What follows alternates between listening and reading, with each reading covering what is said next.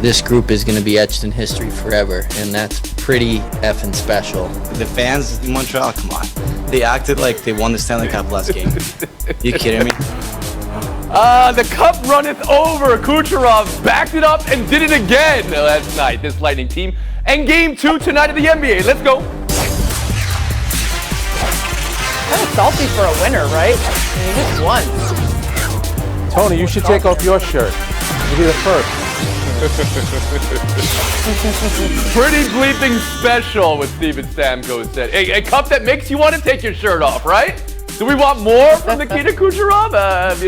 How the Lightning dominated the NHL the last 2 seasons, the 2 most bizarre seasons in sports history, and what it means is where we start. Frank Isola, these 2 cups over the last 9 months, how do you view the Lightning, this dynastic great run they're on in a peculiar time? Well, they've certainly been the best team. They've really been the best team for the last 3 years. The problem was 2 seasons ago, they got swept by Columbus and they got outscored 19-8. But you know what? In this condensed two seasons that they played, they were the most dominant team. Did they somewhat circumvent the regular season because Kucherov didn't play, but he was available for game 1 of the playoffs? Absolutely. But you know what? It is a special team. And before Elle steals my line, you know, that magic of Tom Brady showing up in Tampa did so much. That really was the combination right there. Circumnavigate. Man, Magellan, circumnavigate yourself to the end of the line here. Duncan, how about you? Oh God, it's always about Tom. Enough of him. I think it's right. Like, it's wildly impressive. It was done in a 9-month span, right? Them going back to back. And if I'm Nikita Kucherov, I'm also taking my shirt off. Think about the fact that all of this was in part made possible because he had hip surgery. Because he had a hip injury, they were able to largely keep this roster intact, right? Yeah. Something that they thought they were going to have to blow up after last year. And he was then available to come and help them win Lord Stanley's Cup. I think it's impressive. And I would say this, we don't have to just write it off as peculiar times. They've won 15 postseason series since 2015. Yeah. Nobody's won more than 9 in that span. That's pretty impressive and has nothing to do with Tom Brady. Yes, of course. Are you calling this a dynasty then, Elle? I mean, it's 2 in a row, and then there's that unfortunate postseason right before. Are you calling it a dynasty? I feel like we love to ascribe dynasties as like 3 in a 4 or 5 year span. So not yet, okay. But also I'm not just writing it off. I wasn't sure if you were calling it that. Sarah Spain, what do you call this run by the Tampa Bay Lightning? Well, I just want to double check. Was that a Bill and Ted reference from you? Because if so, I just want to say San Dimas High School football rules. And if not, my bad. I'm not calling it dynastic yet because, as Elle pointed out, we usually need to see 3. I'm going to call it dynastish because I still do think that their dominance is really impressive. This is a team that's outscored opponents by 50 goals in the last 2 postseasons. Ooh. They're consistent. They're undefeated in games after a loss in the last 2 postseasons. Ooh. They're smart. We talked about Kucherov. They managed to maneuver their way legally and with NHL approval through the many rules to put themselves in a position to win. And they, via trades and drafts, 10 of the players that they personally drafted contributed to this cup. This team was well built. So you could complain about it, but you're probably just mad that your team didn't do it the way they did. And so I'm going dynastish. Okay. Kevin Blackistone, having seen a relatively recent Stanley Cup champion not be able to put it together again in Washington, as you like to bring up, do you think of Tampa Bay as circumventors? Do you think of them as dynastish? What do you think of them after this 2-year run? I think of them as damn nasty. And because I have to throw in that previous season that really Frank mentioned, where they were President Trophy winners, right? And not only that, to add on to what Sarah just said, I think I read that they lost 7 games in regulation the last 2 years. Just 7 games in regulation. So these guys were putting it on everybody. And of course, they have a former Hart Trophy winner in Kucherov. And I know there was a lot of chatter out there about the salary cap and everything. But last night, the players they had on the ice, only $3 million over the cap at this point. So this was a team that played by the rules that everybody else had and was able to hammer people for basically 2 seasons now. Damn nasty. Hello, nasty. There you go, Stone. Frank, I saw the last word after the horn. And Sarah mentioned that record after a loss, 14-0 over the past 2 postseasons. Let's give the goaltender, Vasilevsky, a lot of credit here. You know, if he did play in a big market, we're making fun of Tampa. If he played in Montreal like Patrick Waugh, if he played in Detroit like Dominik Hasek, we might look at him a lot differently. That is a big-time stud player that they have in goal. I don't think we were making fun of Tampa, Frank. We were making fun of you for bringing it going straight to Tom Brady. That's what you're making fun of. I just wanted to get on Al. How about the Tampa mayor, Jane Castor? She called the shot. It's not often you want to tempt karma and say, I hope we lose on the road so we come home and win. They went home and they won. You know, they didn't get a chance to win in front of the home. The owner wanted the Hubble, and they did it 2 in 9 months. You never get to win 2 championships in 9 months. Tampa Bay just did it. Title town right now for Tampa. A point for everybody. We move on. Phoenix tonight, Game 2 of the NBA Finals. I'm not loving the logo. Can I say that before anyone else says it? Can they bring back the script of the 90s? Yes. Questions for tonight's Game 2. Can Chris Paul orchestrate again like he did in Game 1? And will Giannis look completely healthy again like he amazingly did in Game 1? For starters, Milwaukee's perspective, Sarah Spain, excuse me. What do the Bucks need to change most to even this series? A couple things that actually shouldn't be too tough for them because they're things that they do well. One of them is play cleaner defense. Don't send the Suns to the line as often as they went in the first game. 25 of 26 from the free throw line. That's given up too many points there that are too easy for the Suns. They also have to be able to be more flexible on their pick and roll defense. They got dogged all season long for dropping their big man instead of switching it. And in this case, they decided to start switching and they got burned by it. You can't pick one or the other. Chris Paul is too good with that and Ayton is too mobile of a big man. But you got to give them different looks so that each time they can't so easily manipulate you. And they have to figure out how to better balance the use of Giannis as their big man versus Lopez. They can't entirely get rid of Lopez. They don't have the depth for it, and he gives them a lot on both ends. But they also need to figure out to have him not get out there so much because he's getting abused by Chris Paul. So is that it? That's all they have to do? I mean there's some more, but I'll start with that. When you learn how to type Sounds its words per minute, that was, spoken words per minute that has to set the record there. 190 words per minute from Spain. Blackstone. From Milwaukee's perspective, things they need to change tonight to even up this series. The final score, and that's about it. I mean, I don't think that they did too much wrong the other night. I mean, you look at it, they shot just about the same percentage from the field. They outshot them from the three-point line, out-rebounded them, had more assists. Their problem was, to Sarah's point, they gave up 44 points in the paint to a team that is smaller. That should not happen. They were also only 9 of 16 from the free throw line. They need to get to the line more. They need to limit the Suns' trips to the line, and they need to shoot better than 56% from the line. But don't make an adjustment. Don't go smaller. Leave Lopez out there. Make him punish people in the smaller people in the paint. And don't move. I don't want to move Giannis to the 5. Keep him where he's most lethal, which is at the 4 and beating up smaller people. So I would not change. I got a lot of panelists shaking their head no there on some of Blackstone's status quo. Keep it the way it was. Frank, I sold it to you now.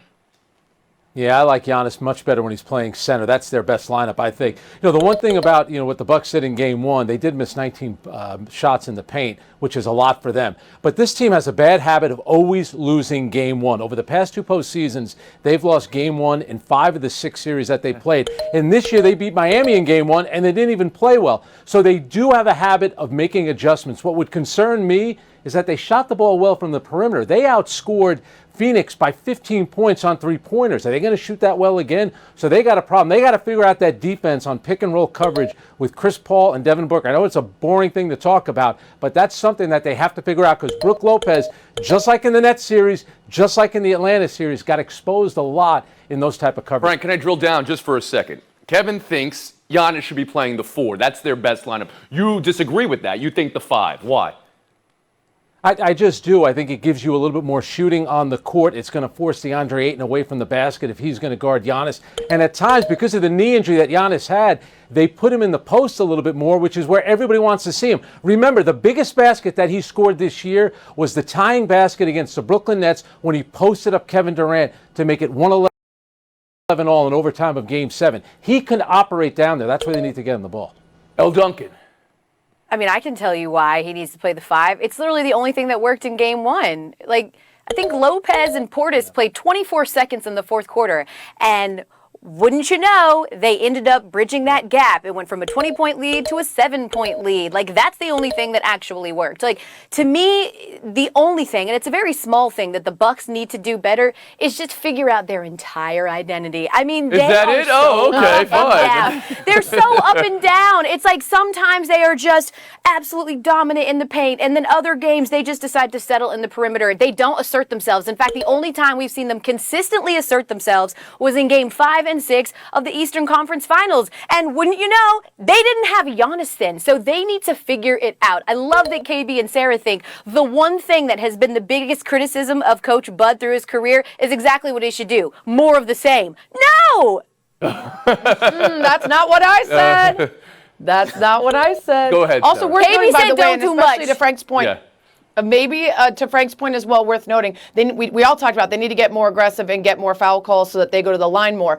Sarge is out. They have a lot less depth in there. If you go after Ayton and you take away his ability to be in the game because you get him in foul trouble or otherwise, that's going to be a big hole for them. So And I that think was the aggressiveness run early they on made counts. at the fourth quarter. I know, Duncan, you put that too, getting Portis out of the lineup. It was also because Ayton was resting at that point. Blackistone, last word.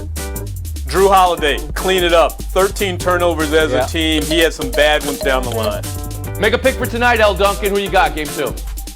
Yeah, I'm going to go with the Bucks because despite everything I said, I wouldn't be that upset if I was. Despite everything I said, well, you should have told us that earlier. I told her. Who you got tonight?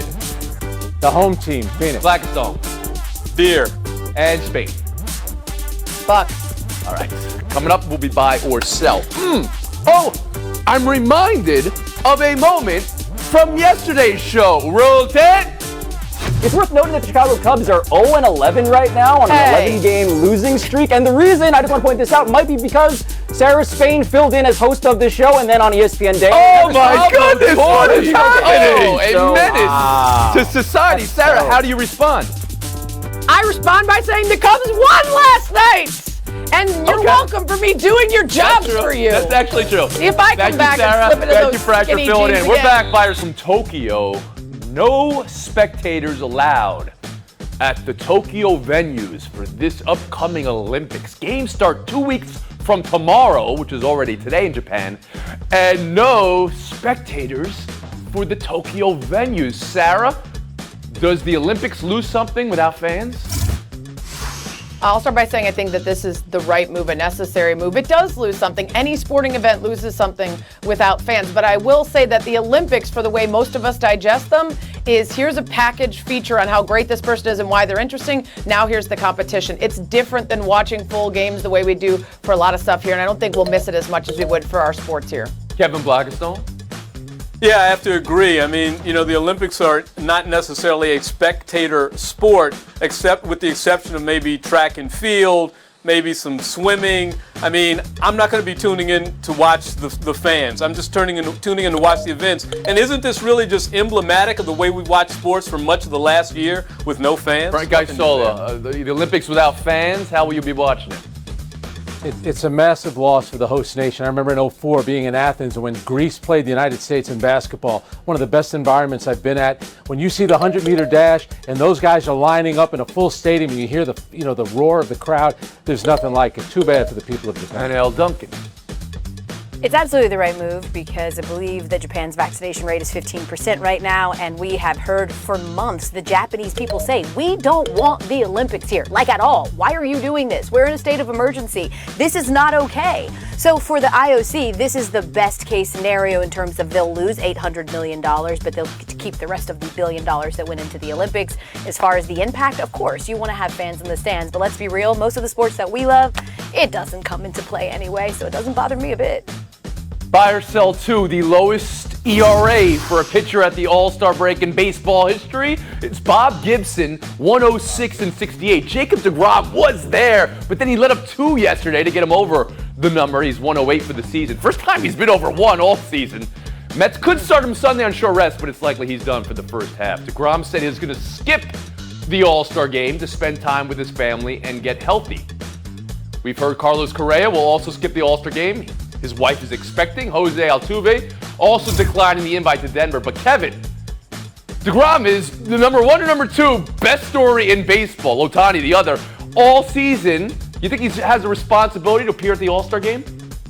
I think he has a responsibility to the Mets organization and to the fans. I mean, this is a guy who's had some right shoulder issues this year, missed a start here or there, flexor issue, whatever that is. I don't even know if I have one. So you know what? Rest. It's all about the team. It's not about the All-Star. Love the way you say it, too. It sounds like it's a villain in the Transformers or He-Man, Flexor. Isola, how about you? Yeah, the game is for the fans, and the fans are going to lose because you would get a possibility DeGrom will start. You face Shohei Ohtani. That's the matchup everybody wants to see. Why not just pitch one inning, get on a plane after the inning, and go home back to New York? All right, so you think he has a responsibility to go to the All-Star game and pitch in the All-Star game? Well, I'm not going to say that. If he's injured and he doesn't want to do it, that's one thing. But once again, it's only one inning, maybe 15. It sounds like you're saying that. You're saying, I'm not going to say that, but it sounds like you're saying that, Frank Isola. L. Duncan, how about you? I mean, yeah, All-Star games are for fans, but you know what fans like even more than meaningless exhibition games? Winning playoff games! And that is exactly what DeGrom is there to do. He is beholden to his team and the pursuit of a championship. He has been injured. He's the best pitcher in the game. Shut it down. No one cares. This is the Shohei Ohtani story. That's all anybody's tuning in for. We're all about it. You can take the night off. Okay, and Sarah Spain, how about you? I agree with half of that. It is the Shohei story, but plenty of people would love to see DeGrom pitch in the All-Star game. I would love to see it, but even more so, I would love to see him successfully finish the second half and then lead his team in the postseason, because what we've seen from him all year is much more important than that one inning or so. So I think it's right to get healthy. Fire Cell 3, Colin McHugh's, Josh Fleming's, Diego Castillo's, Matt Weisler's, Peter Fairbanks' 7-inning no-hitter last night. Tampa over Cleveland in the second game of their doubleheader. Frank, how do you count a 5-pitcher, 7-inning no-hitter? Tony, 18 years ago, 6 Houston Astro pitchers shut out or no-hit the Yankees. That was 9-inning game. Come on. This is all tainted. The idea that they play 7 innings is a joke to begin with. Good job by the Rays. It's not a no-hitter. One pitcher pitching 9 innings is a no-hitter. Yeah, it's not a no-hitter, and it's already been done this year. In fact, pitching a no-hitter is not even that impressive anymore because there's been 7 this year. So, you know what? None of them matter. I think Frank's cab is calling because they know he's going to be eliminated first. How about you, Sarah Spade? They all have a place, whether it's many pitchers or one. The real ones we talk about are one pitcher, 9 innings. More importantly, the Cleveland Indians are the first team since the 1906 Brooklyn Superbas to get no-hit 3 times in the same season already. Let's talk about that. That's a record. Superbo stat there from Spain. And how about you, Stone? Another minutia record for the baseball books. I mean, as if they already don't have enough. But the big thing here, I'm still ticked off about, and Frank kind of mentioned it, 7-inning baseball. What is that all about? I've already been to 2 of these as a fan. Major League Baseball, you owe me. Duncan, what do you have for us? You owe me 4 innings. I'm sorry, real fast. Do you guys seriously watch the All-Star game and go like, oh my God, did you watch that ace strike out 3 people? Those are your biggest takeaways? Yes. You care about stuff like that? That conversation. What are you trying to do, Duncan? Spain, Stone, showdown. 2 minutes. Who thought that Hugh Hollins would all of a sudden arise in the Euros? Good grief. Horrible call. And Sterling, by the way, has a reputation as being a guy that takes a dive. Man, did they get beat on that. Sterling has a reputation. Everybody has a reputation. You know. We'll split the point. We'll move on. Showdown 2. Home Run Derby field is set. Ohtani, Gallo, Olsen, Perez, Alonso, Mancini, Story, and Soto. KB, is this the best lineup possible for this season? And who you got? Well, it's the best one minus Schwarber, who's obviously hurt. But I got Story. Who knows the thin air of Denver any better than Story, who plays there half the season? Come on. He's got an inside track. Interesting. Okay, the inside track to me goes to the guy who might hit 60 home runs this year, Shohei Ohtani. That is my favorite. Trey Mancini, a great story, though. That would be a fun one to see win. Mm-hmm. He knows the thin air. I think the air is, everybody's got an idea of the air. FaceTime goes to Sarah Spain. Oh my gosh, let me first start by saying it is so nice to get to 100 wins. 100 shows faster than Pablo did yesterday, but that's a conversation for another time. I wanted to point out that Heinz is solving America's biggest problem. We have many, but this is the real big one. Hot dogs come in packages of 10. Hot dog buns come in packages of 8. Heinz is finally appealing to Big Wiener and Big Bun and saying, come together, please, and solve this problem for us. Get your goals together and give us 10 buns and 10 wieners every time. Oh boy, Sarah Spain, congrats on 100 career wins. I'm just happy we all still have jobs after Sarah talked about Big Wiener and Big Bun. That'll do it. We'll see you tomorrow. Go Italy.